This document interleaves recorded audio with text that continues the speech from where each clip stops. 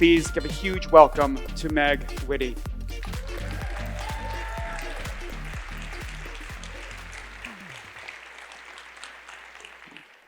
I was in the 6th grade when my mom decided to run for state treasurer of Iowa. Our family didn't have a lot of money, so often it was just her and me in her little silver hatchback driving from town to town across rural Iowa. She would joke that I was her campaign manager. It's a pretty standard job for an 11-year-old. But what stuck with me weren't the campaign jingles we made up along the way. It was what happened when we sat at kitchen tables in small farm towns and listened to families talk about their struggles, their hopes, and how too often they felt forgotten. I learned something then. Farmers aren't just growing our food. They're stewarding our land, our water, our critical natural resources, and in many ways, our future. And as I got older, I saw more and more of these small towns have more hospitals close, more schools consolidated, more young people left and didn't come back. And here's the question that's stuck with me ever since. What if the same thing that could save those natural resources, that could save our environment, could also save these rural communities? But we're often told that we need to choose. We have to pick a side, save the planet or save rural jobs. But what if that's a false choice? That's the work I do today, showing that rural prosperity and environmental progress are not opposing forces. They're the same fight. And if you look to the sky, if we were outside, you'd see why. Aviation. Planes account for 3% of global greenhouse gas emissions, and the aviation industry has committed to being net zero by 2050. But the big question is, how? During that campaign back in 6th grade, I got a lesson that you can't get in any classroom. I learned the life lessons and the hatchback values that I'd keep for life. Today, I want to share with you how we are proving that the path to sustainable aviation doesn't fly over rural America. It takes off right in the middle of it, creating jobs and hope and opportunity while protecting the planet. So it's no surprise that my first job out of college was working at the United States Department of Agriculture's Rural Development in Washington, D.C. It was there that I got the chance to travel with the undersecretary across the country, and it was then that I got to see what happens when federal investment is done right. Communities were rebuilt after devastating tornadoes. Farmers could get access to new income streams with biofuels. Small towns could get access to high-speed internet with broadband, so more businesses could get started. More schools could get off the ground. But I took a special interest in biofuels because I saw what it meant for the farmers who had survived the farm crisis of the 1980s. Biofuels created a new hope and a new opportunity for communities that were struggling to survive. And this same solution could also be good for the environment. I was in. It gave me a sense of purpose, rooted in solving the same problems I'd heard about as a child growing up in Iowa. It's a topic that crosses political divides, no matter where you live or what side you're on. Fast forward to today, I now work for a company that's trying to solve this problem. Modern commercial aviation connects the world. It connects communities and cultures, commerce, students and families. We can explore the incredible natural wonders of our world, taste new foods, become immersed in new experiences. Our ability to travel has helped make us more understanding, open-minded, and accepting about people and places far-flung. But those same natural wonders are also at risk because of the global climate challenge, and aviation is a key contributor. Every year, commercial aviation uses 100 billion gallons of fossil jet fuel. It's one of the hardest sectors to decarbonize. You can't run a 200-ton airplane on batteries. And 80% of the world's population has never even flown. But they will. That's where sustainable aviation fuel, or SAF, comes in. It's jet fuel made from renewable or waste sources, things like energy crops, even garbage. It can drop right into today's planes. It can reduce carbon emissions by upwards of 70%. It's a real solution. We've already flown over 500,000 flights using sustainable aviation fuel. But here's the challenge. SAF still only accounts for less than 1% of global jet fuel use today. That's where my company comes in. Headquartered right here in Chicago, we have just built the world's first ethanol to sustainable aviation fuel plant in rural Georgia.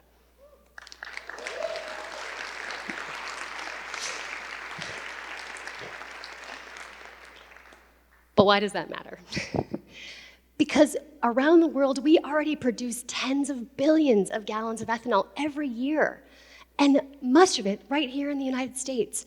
And today's ethanol is cleaner and more efficient than ever. It's not a dream. This technology exists. The real challenge isn't science, it's trust. Airlines struggle to justify the cost. Fuel producers can't build without investment and demand. Farmers are skeptical of new environmental requirements, and policymakers are anxious to act without private sector momentum. Everyone is waiting for someone else to move first. Flashback to those conversations in Iowa. How do you prove to people that these aren't different fights, but the same one? You listen first, and you talk about shared values. Start there. Earlier this summer, I stood up in front of a group of about 50 Iowa farmers and ethanol producers after giving a talk about sustainable aviation fuel. One gentleman raised his hand and said, "Thank you so much for coming. I really appreciate the work that you're doing.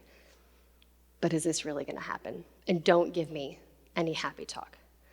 Tell me why I should believe this is real." I looked at him and I said, "Here's what I know. Over the last 5 years alone, sustainable aviation fuel volumes have grown by 100-fold. Airlines around the world are investing billions. Countries are setting SAF usage mandates. And the United States already produces over half of the world's volumes of ethanol. This is ours to lead or lose." I didn't talk to him about climate change.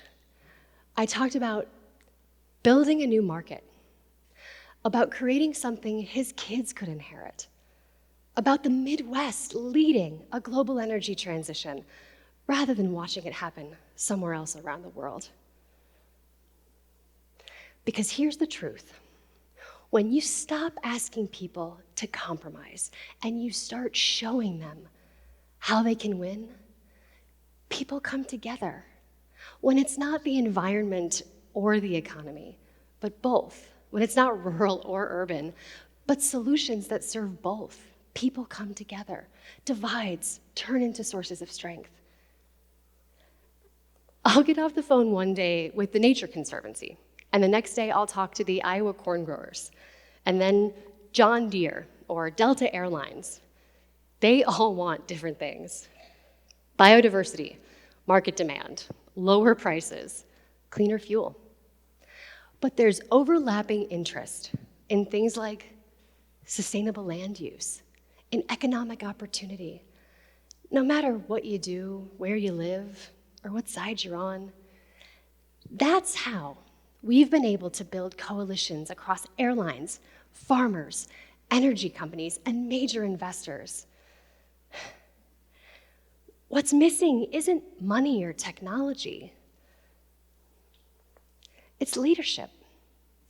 Leaders who can sit in Iowa farm kitchens and in Chicago boardrooms and speak authentically in both places. We are conditioned to see trade-offs everywhere: environmental protection or economic opportunity, technological innovation or community values, progress or tradition. But those aren't laws of nature. They're failures of imagination. What if we stopped asking, what do we have to give up? And we started asking, what can we build together? To the young people here, you are inheriting massive challenges, but you're also inheriting unprecedented tools. You don't have to accept the same false choices that previous generations have made. Don't just build a resume. Build relationships. Don't just chase titles. Chase impact. The most important skill that you can develop is the ability to bring people with competing interests together around shared goals.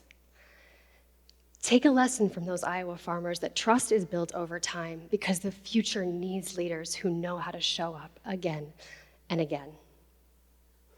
And remember, your generation can start with abundance thinking rather than scarcity thinking.